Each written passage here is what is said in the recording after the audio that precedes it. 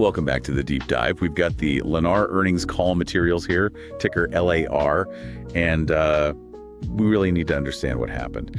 The market reaction was, well, pretty rough. Yeah, visceral is a good word. Shares dropped hard, even though it looked like they were selling a ton of houses. Exactly. So that's our mission today. Yeah. Figure out why the market freaked out when sales volume seemed, pretty strong on the surface. Right. It signals the anxiety wasn't about if they could sell, but at what cost. We need to drill down into those friction points, the things that made investors bail despite decent operational numbers. Okay, let's unpack it. The headline numbers they did miss. Core EPS, that's the real home building business number, was $2. And consensus was looking for more like $2.10, maybe $2.12. And so a definite miss there. And revenue was a bit short too, $8.8 billion instead of the $9 billion expected. But the real story, the thing that defines this whole quarter, is the margin. Gross margin on the homes they sold really compressed. How bad was it? It landed at just 17.5%. Now, you got to remember, a year ago, that same number was around 22.5%. Wow, okay. A 5 percentage point drop. That's huge. Exactly. That's the kind of number that signals real stress in the operating environment. And that's what spooked investors. It overshadowed almost everything else. Which is confusing, like you said, because the volume metrics look pretty good when you put them side by side with that margin pain. Right. The operational engine was clearly running. New orders jumped 12% year over year. That's over 23,000 homes ordered. And that builds up their backlog, right? So they have future work lined up. Yeah, a solid backlog. About $6.6 billion worth, nearly 17,000 homes waiting in the queue. Deliveries were basically flat year over year, around 21,500.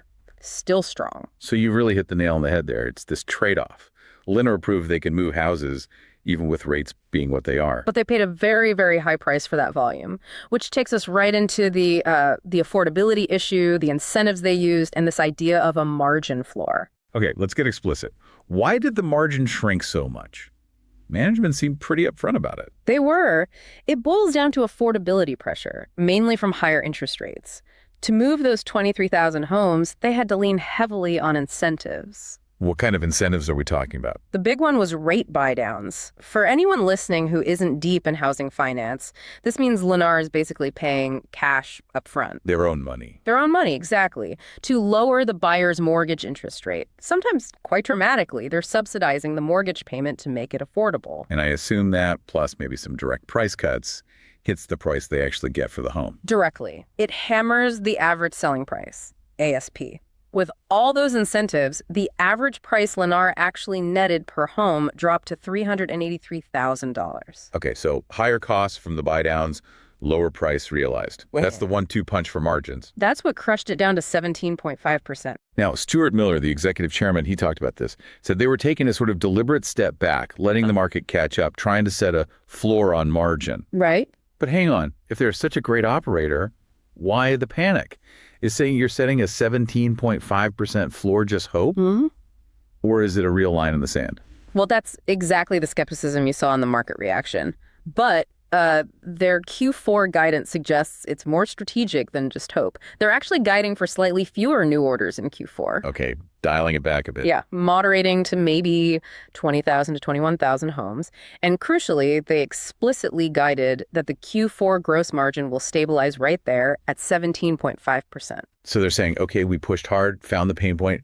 Now we hold the line here on profit, even if sales ease off a touch. That's the message. It's a clear pivot from just chasing volume to defending profitability. But they aren't just sitting back waiting for rates to fall. You mentioned operational efficiency. They're fighting back on the cost side too, and some of these numbers are, frankly, pretty impressive. Oh, absolutely. John Jaffa, the co-CEO, really highlighted these. This efficiency story is their structural advantage, like cycle time for detached homes, record low. How low? Just 126 calendar days. 126 days. That's under 4.5 months from start to finish. That is incredibly fast for home construction these days. It's a 10% improvement year over year. And that speed, it translates directly into savings. Right. Less time paying for labor, materials sitting around. Exactly. Direct construction costs were down 3% year over year. And get this, that's the 10th time in the last 11 quarters they've cut those costs. Wow. Okay, so consistent improvement there. And you see that speed show up in the financials too, with inventory turn. That jumped 19% year over year to 1.9 times. So they're basically building and selling their entire inventory almost twice a year. Pretty much. It means their cash isn't tied up in half-built houses for as long. It frees up capital, makes the whole machine run faster. Think about it, that helps fund things like the big share buyback we'll get to. And they manage it tightly too, right? Yeah. Not many finished homes just sitting there unsold. Incredibly tightly. Less than 2 completed unsold homes per community on average. Very lean. And all this efficiency, this speed, it fits perfectly with their overall business model, the asset-light strategy. It really does, because they don't actually own much land outright. Their supply of owned home sites is tiny, just 0.1 years worth. So where does the land come from? It's almost all controlled land, options, land banks, things like that. They control something like 98% of their 500,000 potential sites this way. Which gives them flexibility. Massive flexibility. If the market turns south, they can just walk away from the options, limit the damage. If things look good, they exercise the option and build. It's a huge risk mitigator, and they confirmed it's not holding back their strategy right now. Okay, good context. Before we jump into the future catalysts, we should quickly mention the other parts of the business.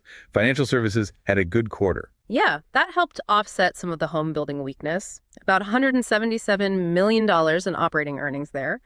Better profit per loan, good margins on selling mortgages into the secondary market. And then there's this Lennar Other segment, which explains why the main JAP EPS number looked higher than the core $2 number we started with. Right. The official GAAP number was $2.29.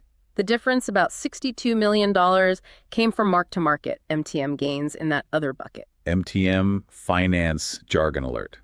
What are those in simple terms? Yeah.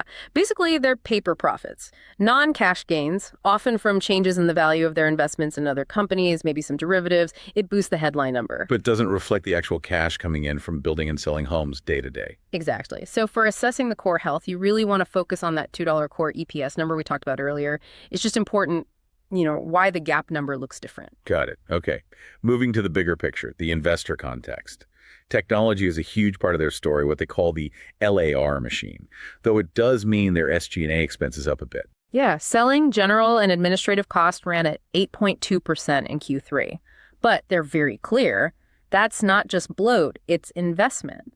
They're pouring money into tech to make the whole process smoother. And it seems to be working. I saw a stat about lead response time. It's kind of incredible, actually. They improved lead response time by 53% just from the previous quarter, down to 46 seconds. Wait, 46 seconds? Yeah. From someone showing interest online to Lennar responding. 46 seconds. Think about that from a buyer's perspective. Instant gratification. That has to help convert leads into actual sales. No kidding. And they also mentioned their partnership with Open Door. Yeah, highlighted it as strategic, using technology, AI, to make the whole buying and selling process less painful for customers. It ties back to efficiency, streamlining things, cutting costs. Okay, so tech is helping. But the big bet, the core optimism here, really seems to rest on interest rates, right? Yeah. The Fed bet. Absolutely. Management's thesis is pretty straightforward. They believe affordability relief is coming as mortgage rates eventually moderate. They're basically waiting for the Fed to cut rates.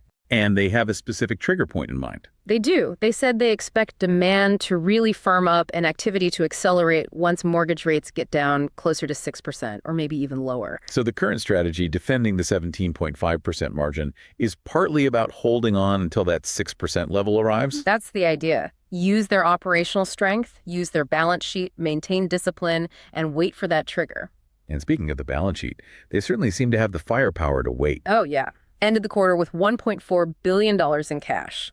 Debt to capital is really low for a builder, just 13.5%. Very conservative. Which lets them do things like buy back a lot of stock. A lot of stock. They returned over $500 million, $507 million to shareholders just in Q3 through share repurchases. Wow. How many shares was that? About 4.1 million shares at an average price just under $123. That buyback, especially during a tough quarter, is a huge signal from management. Saying they think the stock's cheap and they have the cash to prove it. Exactly. It screams confidence in the underlying business and the asset-light model's cash generation. All right, so that sets the stage nicely for our favorite segment. This is not financial advice, where we cook up an outrageous, but maybe plausible trade idea based on everything we've just discussed. Okay, let's do it. The setup is classic contrarian, right? The stock got hammered because investors are worried about how long this margin pressure will last. But management drew that 17.5% line in the sand, and the operational stats, 126-day builds, turning inventory almost twice a year, suggests they're coiled and ready for when things improve. Precisely. So the pitch is what we'll call a contrarian margin recovery spread. 2 parts. Okay, lay it on us. Part 1. Part 1. You go long Lennar common stock, maybe around this $127 level.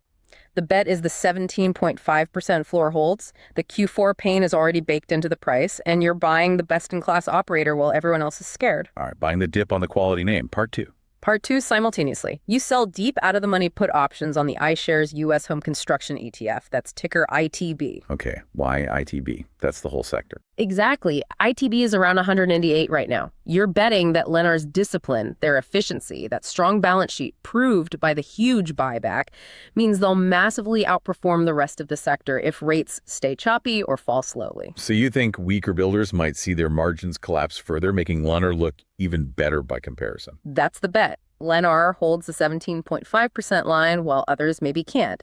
It creates this relative value play. Lennar is the best house in a bad neighborhood.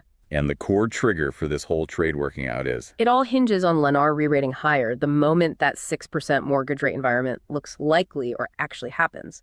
Because all that money they're spending on rate buydowns today, that instantly flips back into gross margin expansion tomorrow. Instant profit boost when rates cooperate. Okay, I see the logic. Outrageous, but plausible. That's the idea. So to wrap this up, the core story is Lennar hit the brakes on margin erosion in Q3 by spending heavily on incentives to keep volume high.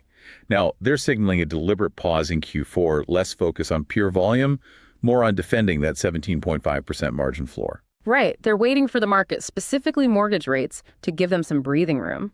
Which leaves you, the listener, with the critical question to track.